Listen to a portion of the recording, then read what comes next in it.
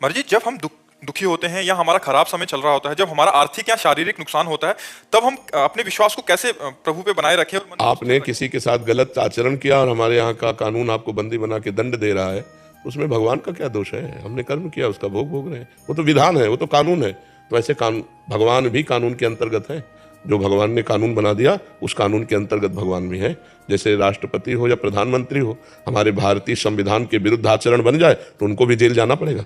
तो ऐसे भी भगवान ने व्याध की तरह छुपकर बाली को मारा, तो कृष्णावतार में अंतिम समय व्याध ने भगवान के चरण में बाण मारा। कानून के बाहर नहीं है, जो कानून बना दिया उसके अंतर्गत है। अब भजन करोगे नहीं। अब जैसे बहुत से लोग हैं, मुर्गा बकरा मांस खाते हैं, शराब पीते हैं, पराई माता बहनों से व्यभिचार करते हैं, और जब उनको संकट आता है तो भगवान को कोसते हैं। तो इससे भगवान क्या करें, आप हमें बताओ। अब वो बबूल और चाहो दाग छुआरा, तो ऐसा तो नहीं हो सकता। ऐसे ही करो कर्म असत पाप कर्म और फल चाहो सुख, तो ऐसा नहीं हो सकता।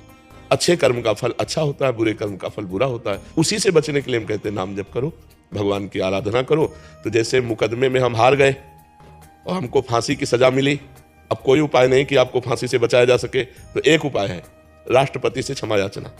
तो ऐसे हमारे भगवान हैं, अगर हम भगवान से क्षमा याचना करें तो हमसे माना कि गलतियां हो गई, हमारा बिल्कुल पक्का अपराध है, हमें भोगना भी पड़ेगा, लेकिन भगवान चाहे तो क्षमा कर सकते हैं ना।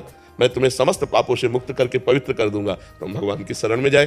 कुछ ना कुछ हमसे पाप बनते रहते हैं, तो वो पाप हमें सता ना पावे, हमें दुख ना दे पावे, आगे हमसे पाप ना बन पावे, ऐसी हमारी बुद्धि शुद्ध रहे। इसलिए हमें भगवान की शरण में जाना चाहिए, भगवान का नाम जप करना चाहिए और दूसरों का परोपकार करना चाहिए। समझ पा रहे हैं आप? इसमें भगवान को कोसने की जरूरत क्या है? भगवान का आपसे कोई दुश्मनी है क्या? बस ऐसे एक ना बीच में थोड़ा सा वो, आप अपने को कोसिए, भगवान को क्यों कोसते हैं? आप अपने को कोसेंगे तो अच्छे बन जाएंगे कि यार मेरे से ही कोई गलती हो गई है, अभी नहीं सही तो पूर्व जन्म में कोई ना कोई पाप बना जिसका दंड मुझे भोगना पड़ा, चलो भोग लेते हैं, आगे तो गलती नहीं करेंगे।